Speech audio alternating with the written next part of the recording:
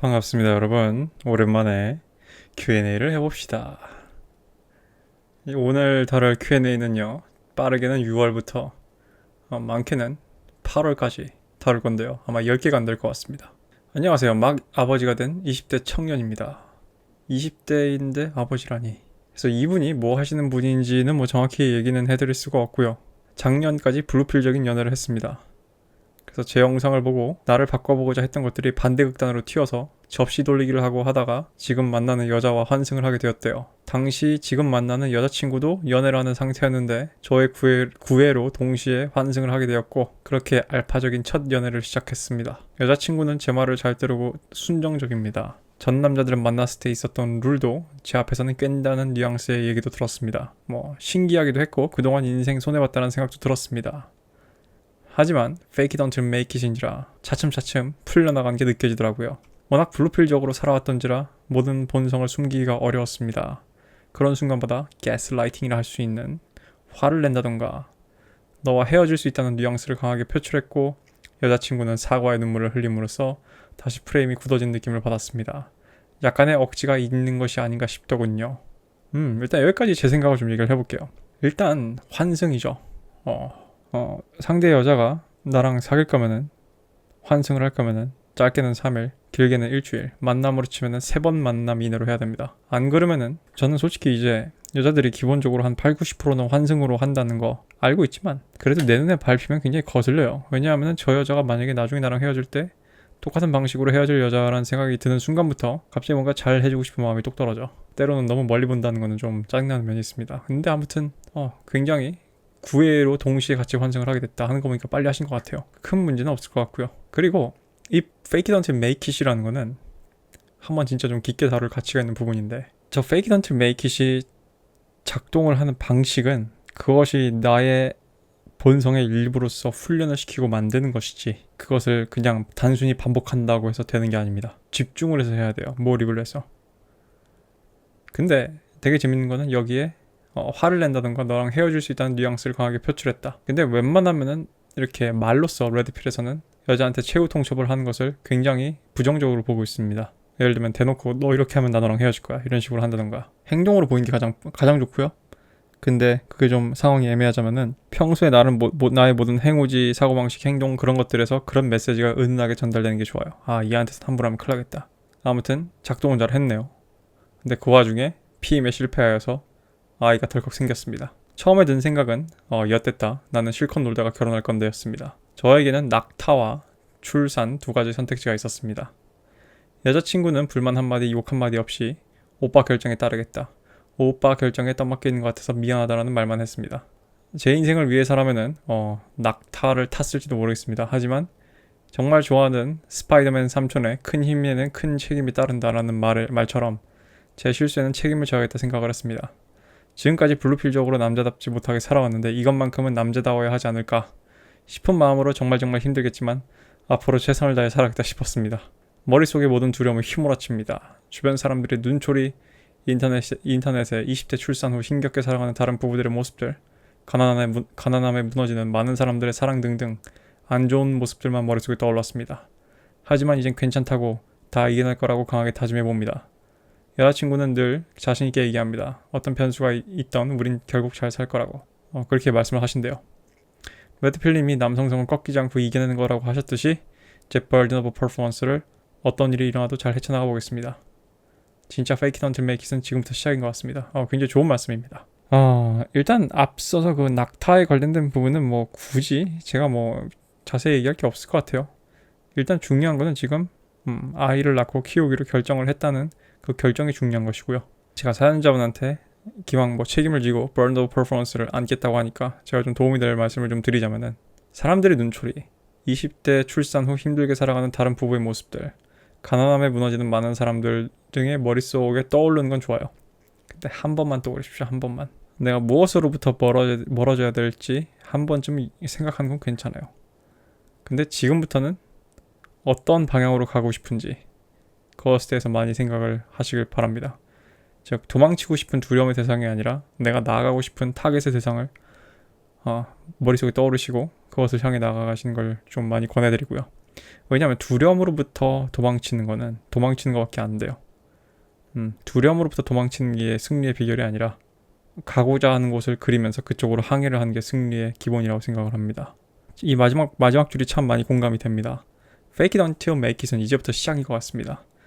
굉장히 맞는 말씀이신 게 지금 사연자분 등 뒤에는 돌이 굴러 들어오고 있어요. 일반적인 그런 노총각이나 총각들이랑 다릅니다. 아이가 있고 책임져야 될 아내가 있습니다.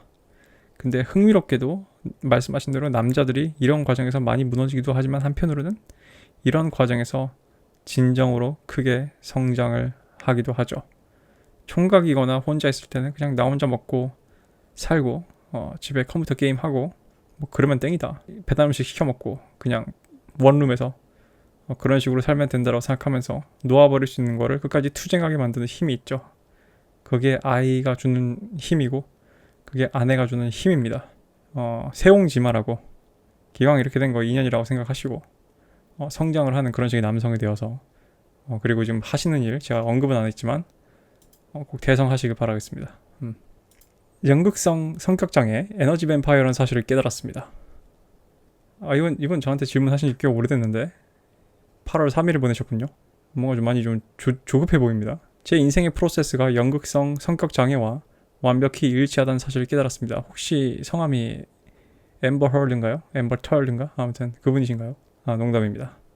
너무 분위기가 갑자기 처음부터 심각한 것 같아가지고 아이스 브레이킹을 좀 해본다는 게 갑자기 제가 무슨 사이코처럼 보이게 됐네요. 아무튼 이게 사연자분이 인생이 살아온 방식이고 그 순간 저를 거듭나지 못하게 만들었습니다. 거듭나고 싶습니다. 성격을 고칠 수 있을까요? 아니면 이 성격을 동기부여 삼아서 나아가야 할까요? 일단 저는 연극성 성격 장애가 남자가 있는 경우는 좀 처음 봤네요. 보통 이거는 좀 여자들이 좀 잘 걸립니다. 모든 여자들이 그런 건 아니지만 걸린 사람들 보면 여자들이 많아요. 근데 연극성 성격 장애라는 사실이 팩트인 것을 완벽하게 알았대요. 이거 병원에서 진단을 받은 건가요? 아니라면은 그렇게 확실히 얘기할 수 없습니다. 그래서 사연자분이 생각하는 방식을 4초간 들여봤대요. 이렇게 하면 이렇게 할 거고 거짓말과 진실을 섞으면 관심을 끌 수 있을 거야 라는 방식으로 생각하고 있습니다. 그러니까 사연자분은 약간 좀 중증 관종이군요. 그래서 성공과 실패는 개인적인 일이다라는 영상을 매일매일 12시간 동안 들었습니다.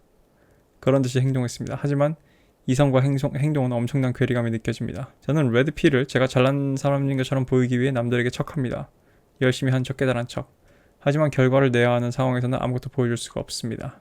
언제나 거짓말로 상황을 만들어서 제 자신의 관심을 받는 데만 급급했기 때문입니다.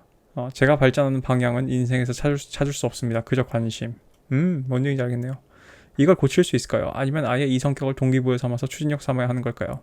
애초에 고치고 싶은 마음이 든 이유도 관심을 받기 위해선 성취해야 한다고 생각해서일지도 모르겠습니다.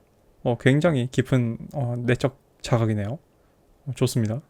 항상 이성적으로 생각하려고 노력했습니다. 계획도 세워봤습니다. 하지만 정한 목표를 위해서 행동을 아무리 해도 저도 모르게 감정이 다운됩니다. 그러다가 관심을 위해서 행동하기 시작합니다. 제 말만 늘어놓기 시작하고요. 짐작하던 빙산의 일각들이 진짜 크기를 드러내었고 저는 변화하고 싶습니다.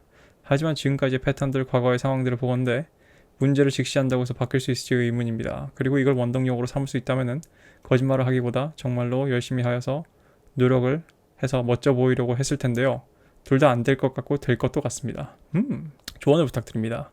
돈을 원하신다면 더 드리겠습니다. 제발 부탁합니다. 저한테 이거 돈 주고 물어보신 거였나요? 허허, 잘 기억이 안 나는데 아닌 것 같기도 하고. 만약에 돈을 들여서 이걸 해결하고 싶다면은 저보다는 그런 어떤 정신과나 그런 전문의들을 찾아가야 되지 않을까 싶습니다. 제가 일전에도 얘기했지만 저희 채널은 테라피 세션이 아니어가지고 제가 뭐 의학 전문가도 아니고. 사연자분은 약간 좀 어렸을 때 애정결핍이 있나요? 누구나 관종 기질이 있습니다. 저도 당연히 관종 기질이 있으니까 유튜브를 하겠죠. 그리고 사실 많은 사람들은 아닌 체하지, 특히 한국인들은 매우 아닌 체하지만 다른 사람의 관심을 받고 싶어 합니다. 왜냐하면 다른 사람의 관심을 일정 부분, 뭐든지 과하면 안 좋지만 일정 부분 받는다는 것은 내가 중요한 사람이라는 생각이 들게 만들어주고 또는 사랑받고 있다는 생각이 들게 만들어주고 내가 사회의 한 구성원으로서 사람들한테 인지되고 인정받고 있다는 생각이 들게 하거든요.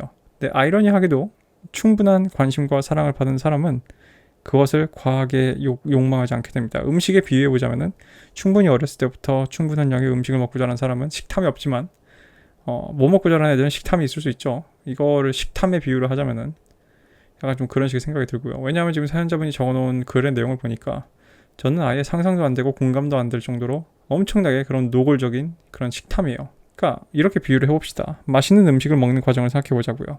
결과를 내고 그 결과를 통해서 사람들한테 인정을 받고 관심을 받는 거는 요리를 하는 과정이에요. 근데 사연자분은 당장 그 식탐을 해결하느라 라면물이 끓을 시간도 기다리지 않고 그래서 라면을 뜯어가지고 생라면을 물에 넣고 스프를 넣고 끓이는 그 과정조차 귀찮아서 그냥 바로 봉지를 뜯어가지고 생라면을 우걱우걱 입에 넣는 사람 같아요. 그래놓고 나는 훌륭한 요리사입니다 라고 얘기하고 싶어하는 사람 같단 말이야. 이것을 고칠 수 있는지 없는지는 난 잘 모르겠어요. 이것을 아마 고치려면 둘 중 하나겠죠. 뭐 약물로 고치던가 아니면 지속적인 상담으로 고쳐야 될 텐데 확실한 거는 지금 사연자분 내면에는 관심에 대한 그런 식의 개걸스러운 욕망이 있고 그 개걸스러운 욕망은 일시적이지도 않고 그것의 정도가 지금 사연자분의 삶이 사연자분이 원하는 방향으로 가지 않을 정도로 악영향을 끼치고 있다는 게 사실관계죠. 그리고 이 성격을 사연자분의 동기부여로 삼아서 추진력으로 삼는다고 보기에는 아까 제가 라면 끓이는 것에 대해서 비유를 했듯이 정말 관종을 이유로 크게 성공한 사람들이 있습니다. 예를 들면 배우 중에서도 그런 사람이 많고요. 또는 인스타 인플루언서 중에서도 그런 사람 많고요. 심지어 우리 여러분들이 즐겨보는 그런 식의 BJ 방송, 1인 방송하는 사람들 중 그런 사람 많죠. 그런데 however 사연자분은 지금 그것에 도달하기 전까지 가지도 못한다는 게 문제예요. 둘 중 하나입니다. 이것을 뭐 약물의 도움을 받든 또는 상담과 그런 식의 도움을 받든 완화를 시키는 방법이 있고 극단적으로 가지 마세요. 관종을 안 받아야지가 아니에요. 완화를 시키는 방법이 있고 아니면은 정말 단기적으로 단발적으로 관종을 이끌어내가지고 성공할 수 있는 분야를 찾아야 되는데 그런 분야가 얼마나 있을까요? 왜냐하면 세상 모든 일은 충분한 시간을 들여야 되는데 제가 이건 확실히 얘기할 수 있습니다. 뭐 일단 저라면은 사연자분 같은 사람은 거의 뭐 한두 방에 간파를 했겠죠. 이 사람 가짜다. 그리고 시간이 지나면은 다른 둔한 사람들도 간파를 할 겁니다. 그러면 어쩌면은 지금 그마저 받는 관심조차 받지 못할 수도 있죠. 지금 사연자분이 처한 상황은 전혀 지속 가능한 상황이 아니라는 생각이 들고요. 사연자분이 저한테 이해를 돕기 위해서 몇 가지 실사를 적어주셨는데 한 6문단 정도 적어주셨어요. 근데 제가 뭐 얘기를 하지 말아달라고 해서 얘기는 안 하겠습니다만 여기 있는 걸 읽어보고 제가 든 생각은 제 예상대로 이대로 갔다가는 주변 사람들이 남아나지 않거나 사연자분이 대인기피증이 생겨버리거나 할 것 같습니다. 굉장히 주변 사람들이 불쾌해하고 거부감이 드는 방식으로 이것들이 지금 발현이 되고 있네요. 사연자분의 문제는 마치 초등학교 때 운동 끝나고 음료수랑 탄산음료수랑 아이스크림으로 쭈쭈바 같은 걸로 갈증을 해결하려던 저의 모습 같아요. 제가 초등학교 때 체육 선생님이 말씀하시기로 너희가 운동을 끝나고 갈증을 해결하려면 탄산음료보다는 물을 먹는 게 낫다. 탄산음료를 먹으면 더 많은 갈증이 생긴다라고 얘기하셨어요. 당연하죠. 설탕물인데.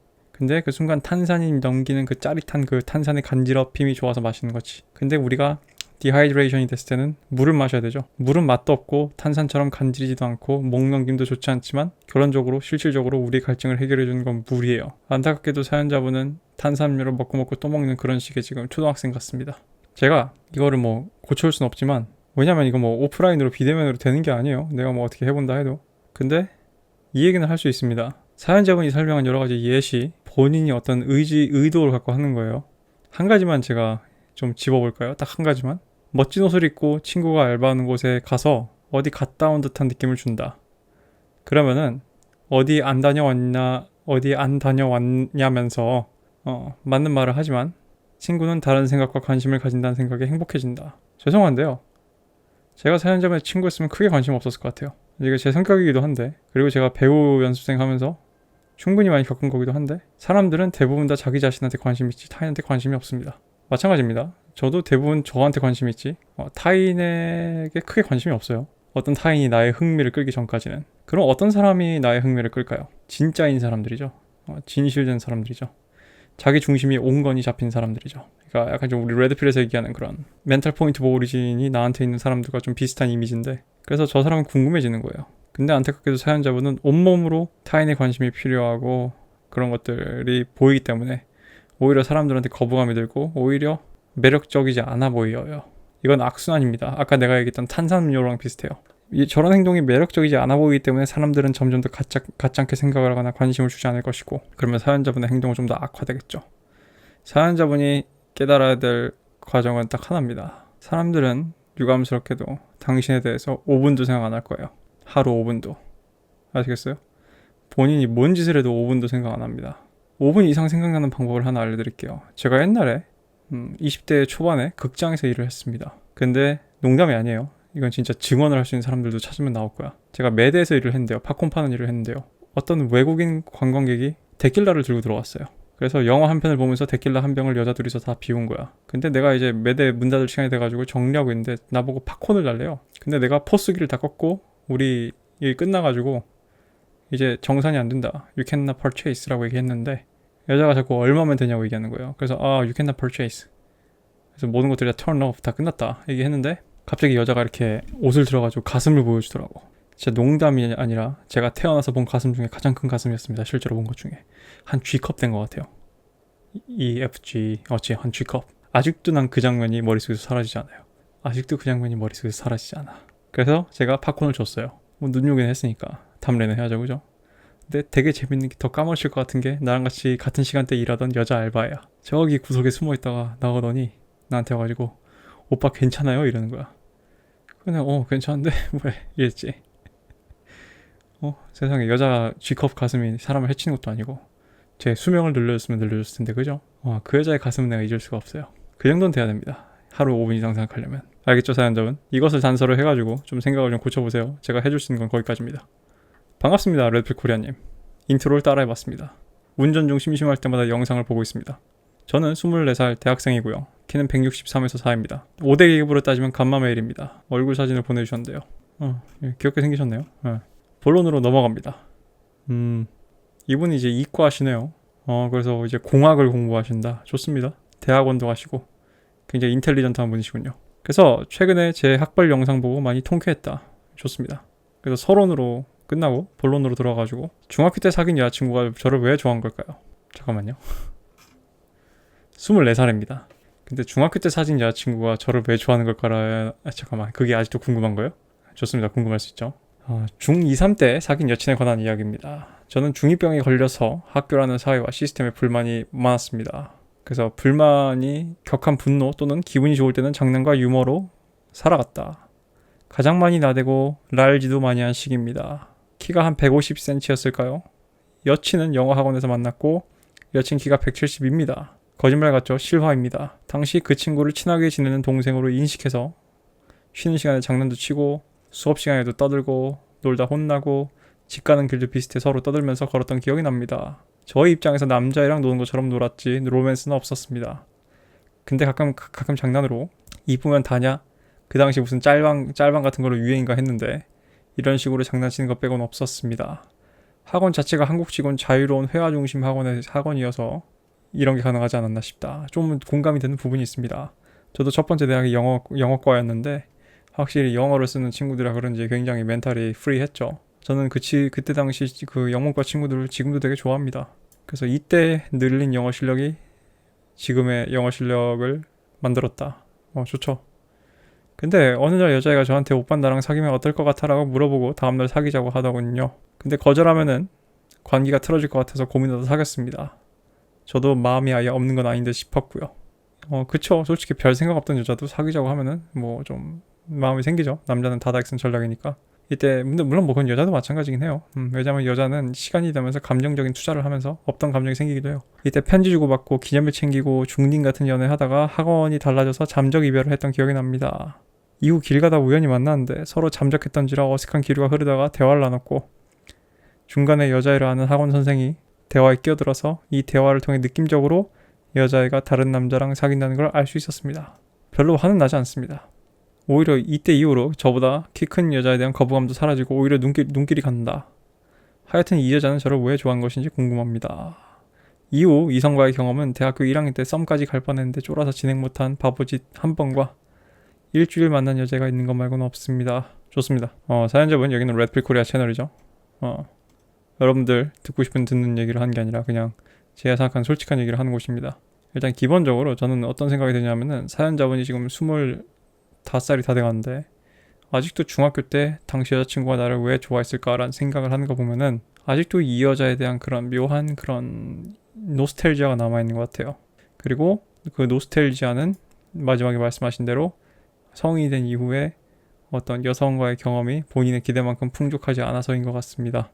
그래서 어쩌면은 왜 풍족하지 않은가에 대한 의문이 생겼고, 그 의문이 결론적으로 그럼 중학교 때 나랑 사귄 여자친구는 나를 왜 좋아한 것일까라는 생각이죠. 전체적인 연애 패턴이나 흐름을 봤을 때 저는 참고로 제가 중학교 때 연애를 안 해봐가지고 저는 고등학교 때 했거든요. 아무튼 간에 중학교 때 이런 연애 패턴을 봤을 때 그냥 별거 없어요. 이 오빠가 재밌고 같이 놀고 보다 보니까 정이 드니까 한번 사귀어볼까 해서 사귄 것 같아요. 중학교 때 뭐 누구랑 사귀는 것에 있어서 굉장히 거창한 의미는 없고요. 그리고 제 개인적으로 생각하기에는 항상 말씀드리지만 미성년자 때 사귀는 것은 알파적 측면이 강하거나 아니면은 자신의 성장 과정에서 뭔가 채워지지 못한 욕구를 채우는 애들이 많죠. 저도 이제 학창 시절에 여자들이랑 놀고 했던 거 생각해보면 정말 다양한 종류의 여자 군상이 있었던 것 같은데, 왜냐하면 제가 그걸 어디서 느끼냐면은 이 좀 마지막에 좀 어이가 없잖아요. 학원이 달라져서 잠적 이별을 했다. 이게 말이 됩니까? 학원이 달라지더라도 보고 싶어야 진정한 연애인데, 그러니까 굉장히 어리숙한 거죠, 그냥. 이건 마치 제가 유치원 때 여자친구 사귄 거랑 똑같은 거예요. 제가 초등학교 2학년 때, 1, 2학년 때 여자친구 사귄 거랑 똑같은 거예요. 제 초등학교 1, 2학년 때 여자친구와의 연애가 딱 이랬거든요. 그래서 나는 초등학교 때 여자친구 사귄 거 셈 안 칩니다. 왜냐면 미숙했던 연애거든요. 제가 봤을 때 중학생이라 하더라도 어떤 그것의 연장선이지 큰 의미를 줄 거는 없는 것 같습니다. 그래서 두 번째 질문, 연애 경험을 쌓고 싶은데 어떤 방법을 취해야 할까요? 흥미와 재미가 다르대요. 사연자분한테는. 공부를 해서 새로운 지식을 얻는 것, 공부한 내용을 실물화시키는 것, 동식물의 해부도를 관찰하는 것, 실험하기, 헬스해서 몸 키워보기, 코스프레 등은 저에게 흥미고요. 이를 위해서 시간과 노력을 쏟을 의향이 있습니다. 저에게 재미는 친구들과 떠들기, 유튜브 보기, 농구하기, 애니 보기, 맛있는 거 먹기, 상상하기 등입니다. 근데 아직도 여자친구랑 만나기가 어디 포함되는지 잘 모르겠습니다.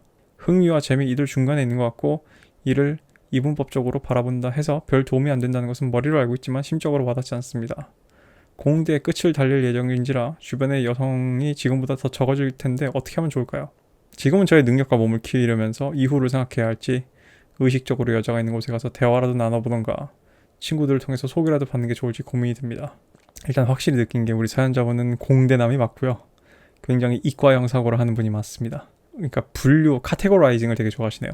저는 이렇게 흥미와 재미를 이렇게 복잡하게 생각해 본 적이 없는데, 그리고 더 나아가서 여자친구를 어느 카테고리에 넣을지도 고민해 본 적이 없어요. 그리고 결론적으로 그냥 사귀어보면 알 텐데, 이걸 미리 알고 모르는 것과 여자친구를 사귀는 것은 하등 상관이 없죠. 그냥 뭐 재밌어서 좀 흥미로워서 한 얘기입니다. 약간 이런 글에서 확실히 우리 사연자분이 스스로를 간마라고 분류를 한 게 어느 정도 타당하다고 생각을 해서 굉장히 흥미롭게 생각을 했습니다. 일단 질문인데요. 연애 경험을 쌓고 싶은데 어떤 방법을 취해야 할까요? 이거는 참 저한테 매번 어려운 질문입니다. 왜냐하면은 이 질문에 대답을 하기 위해서는 상대방에 대해서 잘 알고 있어야 되거든요. 근데 솔직히 얘기해서 사연자분이 이제 24살 군필이신데, 군필인 거 좋습니다만 키가 163에서 4죠. 키가 163에서 4인 거를 극복을 하는 것은 룩, 머니, 스테러스 게임 중에서 룩에서 키를 포기하는 것이고, 머니, 스테러스 게임에서 승부를 봐야 된다는 얘기입니다. 근데 한 가지 확실히 아셔야 될 게, 머니와 스테러스만 갖고 게임이 안 되면은 그냥, 그래서 나중에 돈을 많이 벌고 성공한다면은 돈은 앰플리파이어이기 때문에, 돈은 확대기고 증폭기이기 때문에 사연자분이 아무리 공대 나와서 돈을 잘 번다 하더라도 결론적으로 그 사연자분이 여자들이 별로 좋아하지 않는 그런 너덕기를 극단적으로 확대해줄 가능성이 높지, 사연자분에서 남성성을 느낄 가능성은 좀 어려울 수가 있겠죠. 그래서 능력과 몸을 키우고 그 이유를 생각해야 할지.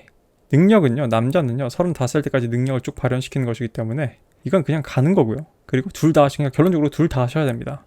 능력과 몸을 키우면서 이유를 기약해도 좋고요. 그 과정에서 여자와 섹슈얼하게 엮이지 않더라도요, 동호회를 통해서 아까 학원에서 했던 것처럼 중학교 때 친한 오빠 동생처럼 걔를 그냥 남자로 생각을 하고 대화를 해보거나 하는 게 좋습니다. 그리고 이건 제가 확실히 말할 수 있는데, 제가 아는 사람 중에 제가 인정하는 엄청난 상남자가 있어요. 그분은 키가 아주 크지 않습니다. 근데 저는 한 번도 그분을 보고 키를 의식해 본 적이 없어요. 그 사람은 자신의 물리적인 육체보다 커요. 같이 있으면. 그러니까 그죠? 실제로 내가 본 거니까. 그래서 키를 컴플렉스로 생각하지 않았으면 좋대. 그것에 너무 잡아먹히지 마세요. 키에 의해서. 근데 확실한 거는 키가 지금 유리한 상황이 아니라는 걸 인지한 건 좋으나 나머지 세 가지 요소로 덮어 씌울 수 있다는 것을 꼭 상기하시길 바라고요. 그것을 달성하는 과정에 있어서 열린 마음으로 시도를 해보시길 바랍니다. 왜냐면 아직 젊으니까. 그리고 이건 제가 미리 경고드리는 건데, 제가 되게 흥미롭게 보는 책 제목 중 하나고 많은 사람들이 싫어하고 많은 사람들이 좋아하는 책 제목이 있습니다. 상처받지 않은 것처럼 사랑하라. 춤춰라 아무도 보고 있지 않은 것처럼. 저는 이거를 잊어먹을 수가 없는 게, 제가 연기 훈련을 할 때 이게 굉장히 힘들었어요. 교수님이나 연출이 연기에 대해서 태클을 걸고 다시 해봐 했을 때 그때 제일 필요한 게 그런 덕목이거든. 근데 아무튼 키와 관련해서 여자랑 안 좋은 경험을 한다 하더라도 마치 아무도 바라보고 있지 않은 사람처럼 춤추고 상처받지 않은 것처럼 사람처럼 사랑을 할 수 있는 그런 식의 강한 의식이 필요할 것 같습니다. 질문 3. 학문에 대한 욕심이 능력에 비해 너무 높습니다. 이분의 전공 분야 외에 양자 컴퓨팅 등 기초과학을 포함한 다양한 이공계 학문에 대한 관심이 큽니다. 진짜 멋있습니다. 뭐 여자들이야 당신은 어떻게 생각할지 모르겠지만 우리 사연자분을 같은 남자로 봤을 때 이런 학구열과 탐구열 되게 멋있습니다. 왜냐면 저한테 이런 게 없어요. 타 학교를 포함해서 교수님들의 논문을 읽고 질문을 하거나 조언을 듣기 위해 메일을 보내고 청강을 허락받고 학교에서 양자 컴퓨팅과 관련해 스터디를 구성해 코드를 짜서 실제로 양자 컴퓨터를 구동해보는 등의 활동을 했습니다. 와우. 하지만 저는 천재가 아닌 평범한 두뇌를 가진 사람이기에 이 모든 것을 담기는 한계가 존재한다는 것을 인지하고 있습니다. 저는 적어도 제가 관심 갖는 학문들을 모두 학부 정도의 지식을 갖고 있습니다. 이게 욕심인 것은 압니다만 저의 이런 로망을 어떻게 하면 최대한 실현시킬 수 있을까요? 휴식 시간을 줄여서 공부해라, 책을 많이 읽어라 등과 같은 행위의 조언보다는 마인드셋에 관한 이야기를 듣고 싶습니다. 현실적인 이야기를 해주시는 레드필 코리아님의 이야기를 듣고 싶습니다. 예, 좋습니다. 마인드셋이라.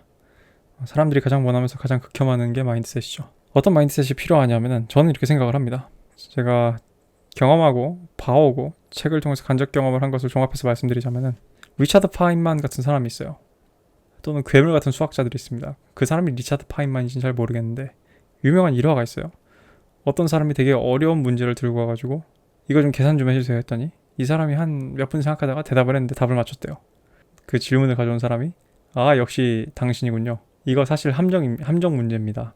보통 사람들은 이런 방식으로 접근을 해서 이 수학 문제를 풀 텐데 사실 이거는 약간 생각을 틀어서 이렇게 하면 쉽게 풀 수 있는 문제입니다.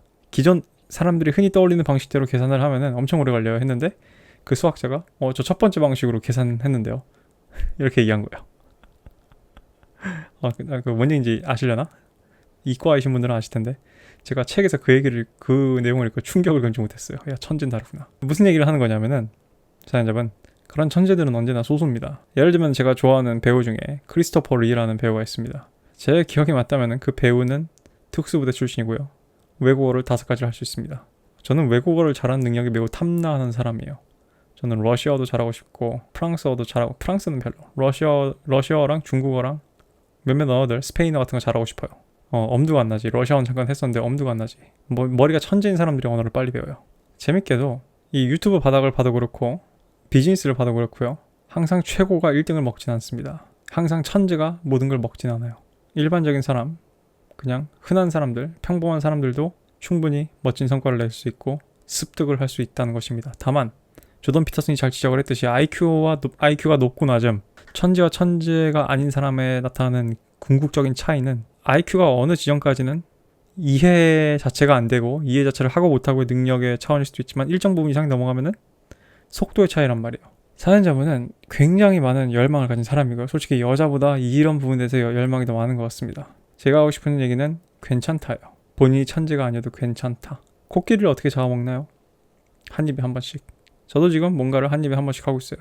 사연자분이 천재가 아니어서 시간을 도약시킬 수가 없다면은 거꾸로 그냥 충분한 시간을 들이면 돼요. 거꾸로 그냥 충분한 시간을 엉덩이에 붙이고 앉아있으면 돼요. 저는 수능을 잘 본 친구들 굉장히 존중을 하고 리스펙을 하는 이유, 서울대생들을 리스펙하는 이유 뭐냐면은 그 사람들은 굉장히 오랜 시간 엉덩이를 앉아 붙여가지고 뭔가 집중을 할 수 있는 사람들이라는 부분도 아무튼 그게 무슨 분야가 됐든 간에 존중을 할 만한 부분이기 때문이에요. 왜냐하면은 우리가 뭔가를 다 하려면은 굉장히 오랜 시간 집중을 해서 뭔가를 해야 될 수도 있거든요. 그래서 제가 제공하고 싶은 마인드셋은 본인이 범죄여도 괜찮다. 꼭 천재가 일 필요가 없다. 다만 천재랑 유사해지고 싶으면은 제가 봤을 때 사연자분이 논문을 읽고 메일을 보내고 청강하고 양자 컴퓨터 스터디 구성해서 코드 짜고 컴퓨터 구동시켜보고 하는 거 보니까 사연자분도 왜 보통 사람보다 IQ가 높아요.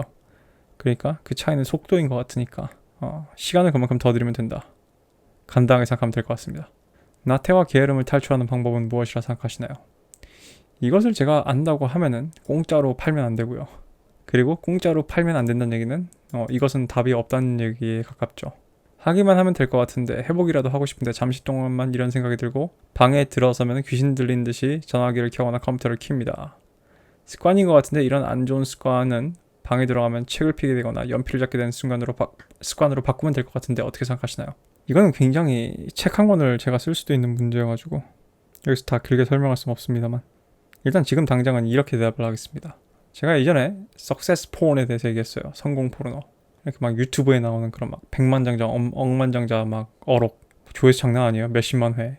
예를 들면은 뭐 여러분이 그런 식의 성공할 수 있는 뭐 그런 식의 사업을 파는 유튜버들, 그게 뭐 신사임당이 됐든 자청이 됐든 그런 사람들 거 본다고 해서 여러분들이 다 그 사람들처럼 되는 거 아니죠. 기본적으로 인간이 나태하고 게으른 거는 생존을 하기 위한 하나의 진화론적인 기제입니다. 사실은 부지런하고 에너지를 많이 쓰는 사람이 좀 이상한 거예요.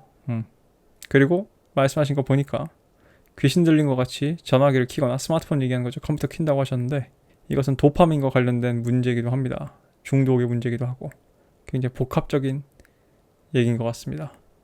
제가 여기서 당장 드릴 수 있는 대답은 그런 안 좋은 습관을 방에 들어가기 전에 책을 피게 되거나 연필을 씻게 되는 습관으로 바꾸면 될 것 같은데 어떻게 생각하시나요? 한번 해보고 다시 연락을 주십시오. 많은 사람들이 알면서도 못하는 것은 이유가 있습니다. 안녕하세요 레커님, 큰 고민이 있습니다. 이전에 연애 관련 고민으로 투네이션하고 이메일 보냈는데 정말 보내고 나서 제 영상을 시청한 뒤로 얼마나 쓸데없는 고민이었는지 깨달았습니다.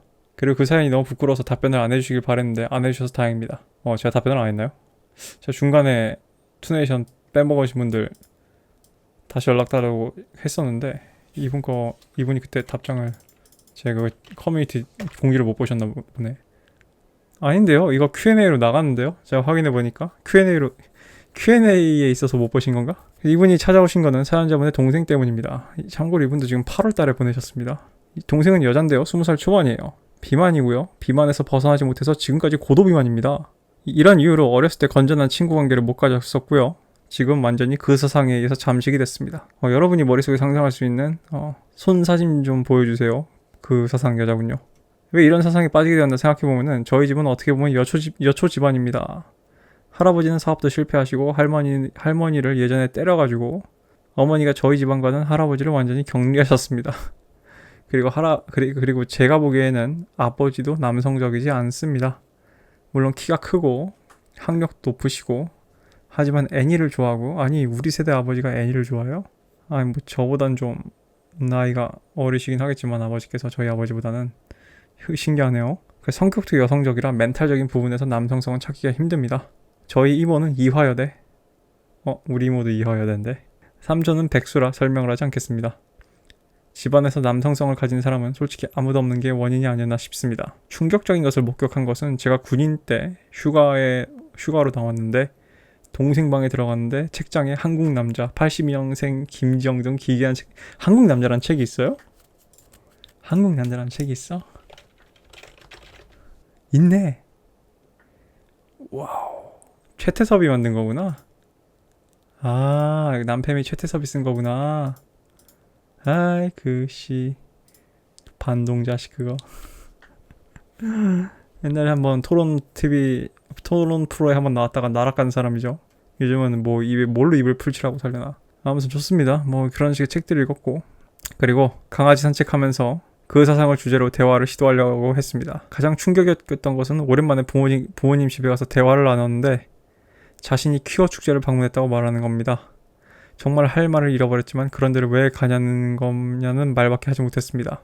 정말 제 동생은 비읍시웃이 따로 없지만 그래도 말을 재밌게 하는 편이고 하나뿐인 여동생입니다. 동생의 정신 승리를 병에 비유하면 암 말기 사망 직전이 따로 없습니다. 여동생을 살려내고 싶은데 어디서부터 시작해야 될지 모르겠습니다. 제가 손대기엔 너무 늦어버린 게 아닐까라는 생각이 들기도 하고요. 그래도 아직 대화가 통하기 때문에 이번이 마지막 희망이라 생각합니다. 혹시 레드필 코리아님께서 스스로 어디서부터 시작해야 할지 말씀해 주신다면 정말 감사하겠습니다. 이런 사연 참 많이 들어오죠. 여동생이 그 세상에 빠졌다, 또는 누나가 빠졌다. 근데 항상 제 대답은 거의 공통적이에요. 이거 어떻게 할 수가 없습니다. 근본적인 원인을 바꾸려면은 대증요법이 아니라 진짜 원인을 바꾸려면은 사연자분 혼자서 이 가족이란 환경을, 아니 인간이 내 자신을 바꾸는 것도 빡세서 사람들이 똥고생을 하는데 엄마, 아빠, 삼촌 뭐 가족 분위기를 다 바꿀 수가 없잖아요. 여동생 혼자 바뀔 수가 없어요. 환경이 그대로인데. 모르죠. 엄청나게 존잘남이 나와가지고 사연자분 여동생이랑 사귀고 이뻐해주고 스킨십 해주고 뽀뽀해주고 정성스럽게 애모하고 성관계를 한다면은, 그런 식으로 연애를 한다면은 사연자분 여자친구의 그 세상은 한 방에 치료가 되겠죠. 근데 지금 사연자분 여동생이 있는 지금 이 시츄에이션은 지금 전혀 그것과 거리가 멀단 말이야.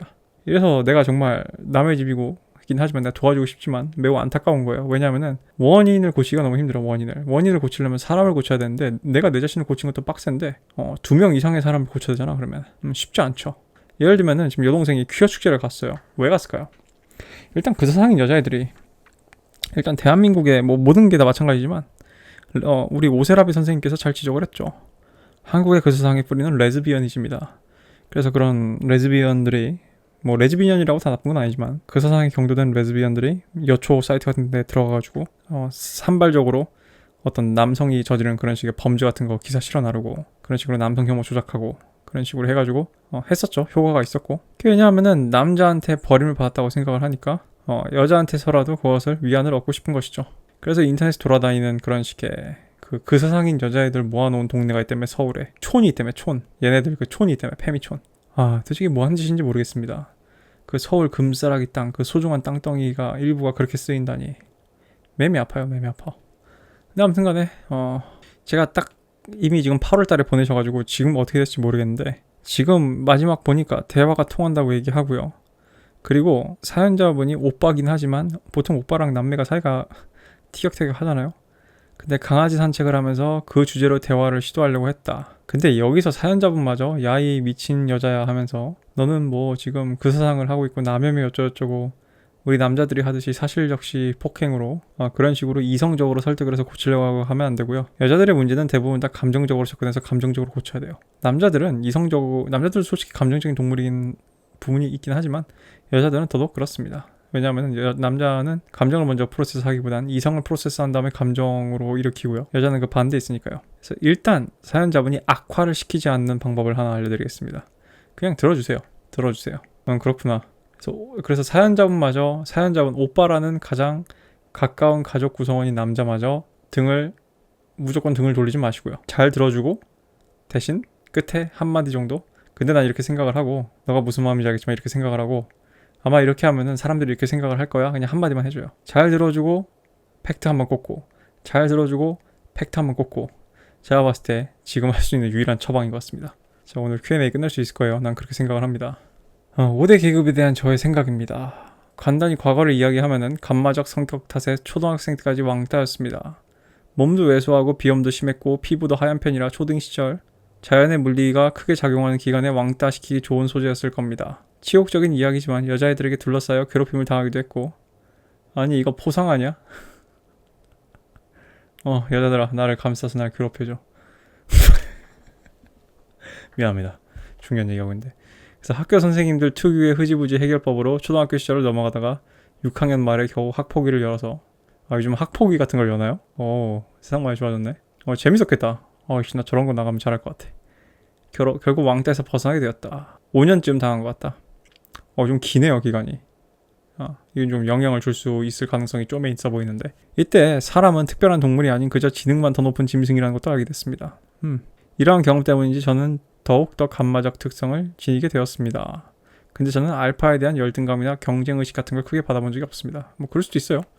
물론 알파들이 여자를 만나고 다닌 것을 보면 부럽긴 합니다. 저도 언젠가는 저런 능력을 갖추고 싶다는 생각은 합니다. 오히려 고등학교에서는 일진, 대학에서는 잘생기거나 인싸인 친구들 등 알파에 가까운 친구들과 완만하게 지냈고 서로가 필요한 순간에 잘 협력해가며 지낸 기억이 대부분입니다.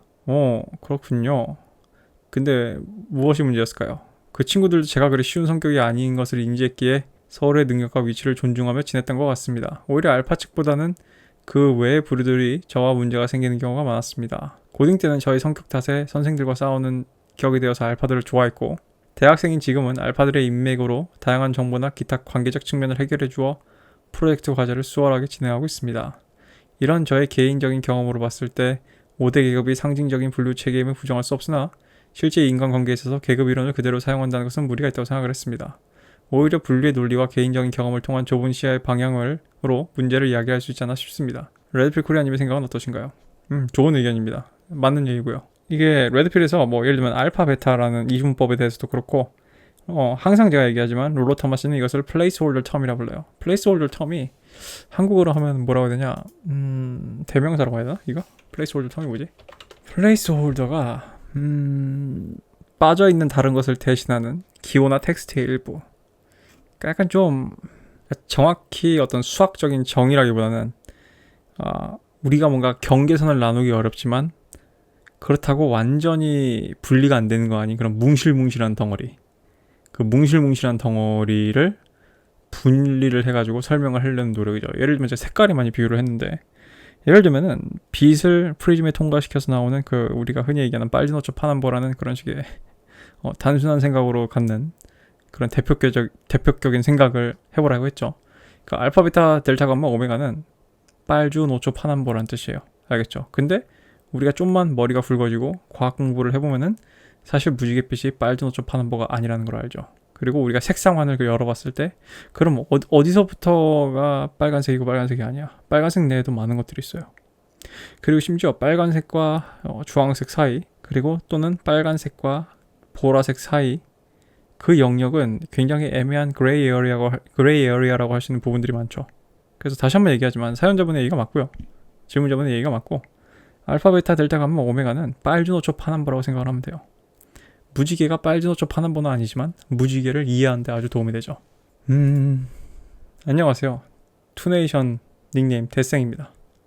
이분 8월 18일에 투네이션 하셨는데 이게 제가 좀 이거 좀 관리하는 방식을 좀 바꿔봐야겠습니다. 이게 좀 관리가 빡세요 이게. 8월 18일에 투네이션 하셨는데 내가 이제 답변을 드리게 되네.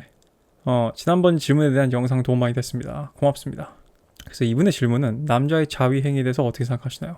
그래서 나름 래필코 채널님과 비슷한 방향성을 가지고 있다고 생각하는 다른 유튜버의 영상들 조던 피터슨에 대한 영상이나 유일남, 앤드류 테이트도 자위를 언급하며 부정적으로 평가한 것으로 알고 있는데 레코님은 고등학교 시절 여학생에게 받은 첫 질문 외에는 간접적으로 언급한 적이 없으신 것 같습니다. 이거 제가 한번 제대로 다룬 건 아니고 그냥 답변을 했었는데 저는 애초에 노팹 운동 나왔을 때 자체가 회의적이었어요. 노팹 운동이 나왔을 때 자체가 회의적이었어요.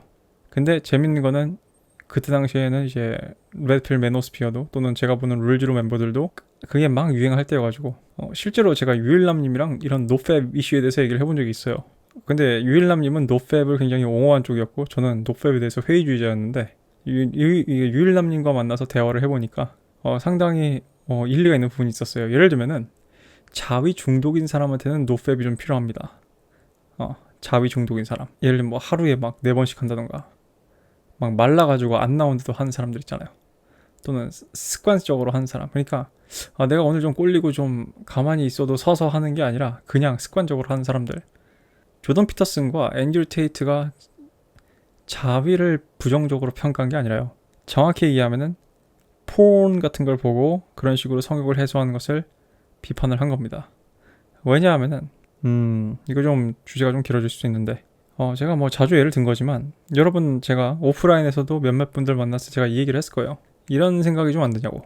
지금 전 세계에서 가장 초식남이 많은 나라는 일본입니다. 그죠? 근데 불과 일본은 몇 세대 전에 저기 오키나와 섬에서 미국인들이 브라우닝 기관총인가요? 기관총을 쏟아붓는데 카타나를 뽑아가지고 일본들을 뭐 만자이 하면서 달려드는 그런 미친 씹상남자들이었단 말이야. 일본 애들은.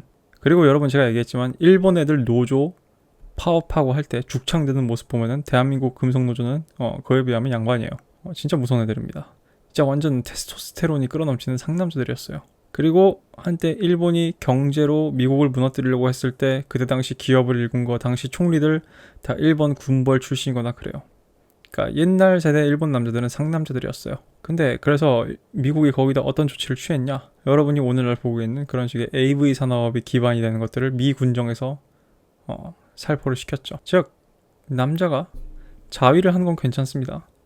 근데 습관적으로 폰을 보고 자위를 하거나 특히 조던 피터슨 말대로 그 폰에 나오는 여자들이 다 8, 9, 10등급이에요.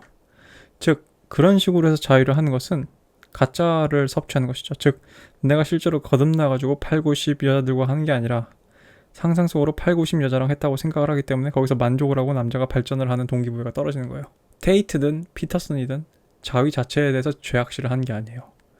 정확히 얘기하면 포른 중독에 대해서 또는 테이트 같은 경우는 심핑에 대해서 특히 자기가 그걸로 돈을 벌어봤으니까 그것이 얼마나 사람들을 후퇴하게 만드는지 알겠지. 그래서 제 영상 중 하나인 게임 중독은 어떻게 남성성을 후퇴시키는가.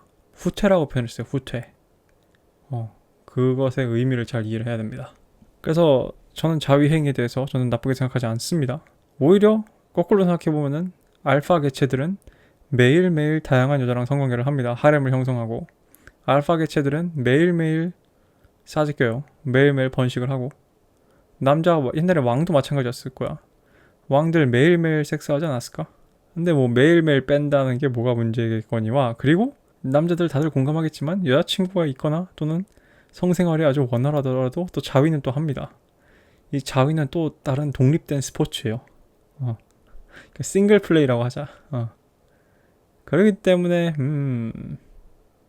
딱히 저는 자위에 대해서 나쁘게 생각하지 않고요. 자, 다음 질문 넘어가겠습니다. 질문이 2개 남았네요. 그래서 이분은 25살 남자고요. 연애 유튜브 보다가 저를 알게 돼가지고 유료 구독을 하셨습니다. 고맙습니다. 제가 어렸을 때부터 우울증이 있어서 자살 생각을 갖고 있다가 군대 있을 때 괜찮았다가 간부의 갈굼으로 다시 우울증이 오고 끊임없는 자살 생각이 나고 여러 번의 시도를 해가지고 정신병원에 입원을 할 정도로 우울증이 심했다. 멘탈이 약했다. 근데 본래 운동을 했으니 살만 빼면 되겠다 싶어서 바디 프로필을 찍기 위해서 운동을 하면서 제 영상을 봤는데 자기 인생은 자기가 책임지고 다른 사람들은 책임질 수 없다고 듣고서, 그래서 내 인생은 누가 책임지지? 내 부모도 내 인생을 책임지지 못한다는 생각이 들고 게임에 대한 영상을 보고 앞으로 인생을 위해 뭘 해야 할지 생각을 하고, 그래서 여러 가지 멘탈이 강해지셨대요. 좋습니다. 그래서 제 영상 중에 남성의 원초적 두려움과 스토아적 인생관이라는 제목의 영상을 보고 내면에서 진정으로 미치듯이 원하는 게 뭐였는지 깨닫고 나서 억눌려 있던 남성성이 해방된 느낌이었습니다. 고맙습니다. 저한테 감사의 메시지를 보내신 거였군요. 고맙습니다. 마지막 사연입니다. 안녕하세요, 레코님. 저는 22살 백수로 디지털 아트를 혼자 독학하면서 지내고 있는 남자입니다. 이분이 메일을 8월 22일에 보내셨는데 이 AI 그림에 대해서 좀 어떻게 생각하시는지 궁금하네요. 그래서 제가 본 남자 중에 가장 이상적인 면모를 가지고 논리적인 자신감과 당당함이 똘똘 뭉치신 모습이 저에겐 너무 멋지고 동경의 마음으로 다가왔습니다. 고맙습니다. 영상을 100% 믿는 건 바보짓이라 생각하지만 제 건 100% 믿어도 돼요. 이상하게 끌리는 마음이 있다고 해야 하나요?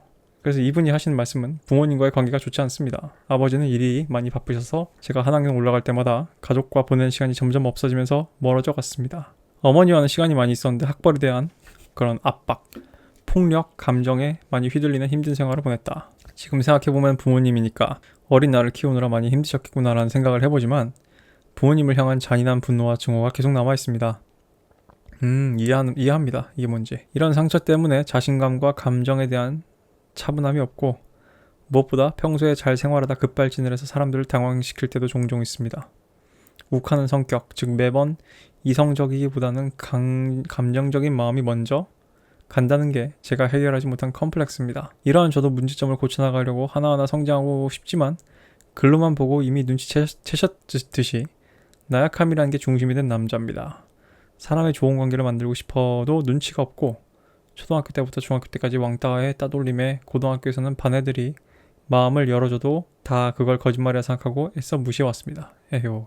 20대가 되고 나서 한국에 이름도 모르는 대학에 들어가고 대학 생활이라고 열심히 잘해보려고 했지만 코로나가 터지면서 사람들을 만나기는커녕 집에 처박혀서 온라인 수업을 듣는다는 게 저에겐 너무 화가 났고 그쵸. 학과 수업의 질은 비읍시읒에 가까워서 영원한 휴학을 해서 다신 대학에 가고 싶지 않았습니다.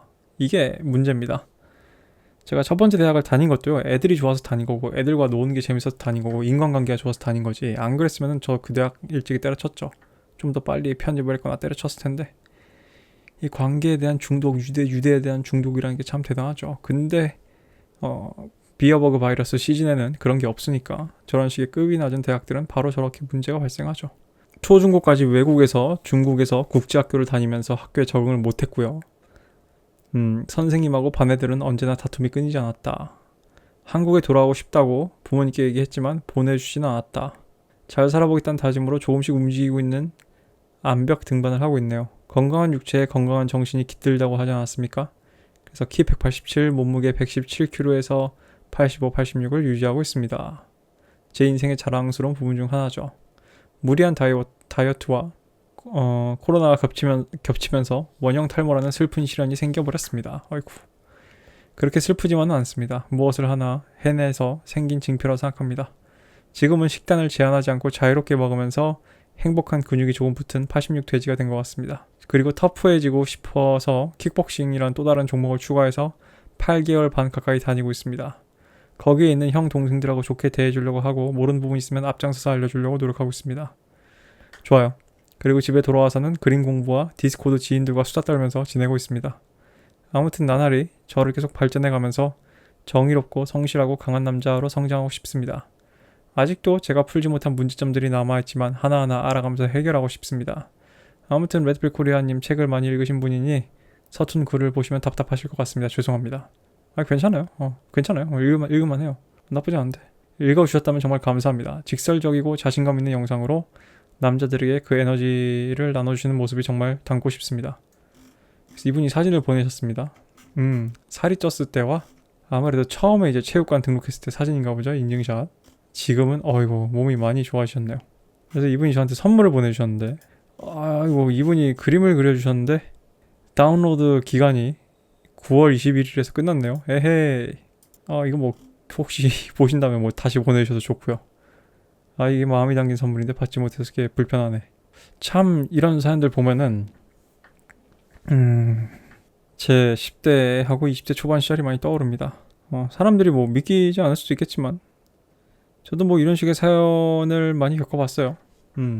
저는 제가 왕따를 해보기도 했고 왕따를 당해보기도 했고 학창시절에 친구를 패보기도 했고 쳐맞아보기도 했고 저희는 뭐 학폭이 이딴 게 없었던 시절이고 애초에 학생들끼리 싸우면은 그냥 애들 싸움이라 생각을 하고 학교 폭력에 뭐 검찰이나 공권력이 개입한다는 것 자체가 매우 생소하던 세대니까요. 과도기에 있었어요. 그래서 뭐 온갖 것들을 다 해봤는데 그리고 마찬가지로 사연자분은 뭐 부모님을 향한 분노, 잔인한 분노가 있다고 하시지만 저는 이제 학창시절에서 정말 이 지구상에서 제거했으면 좋겠다 싶은 애들이 있었거든.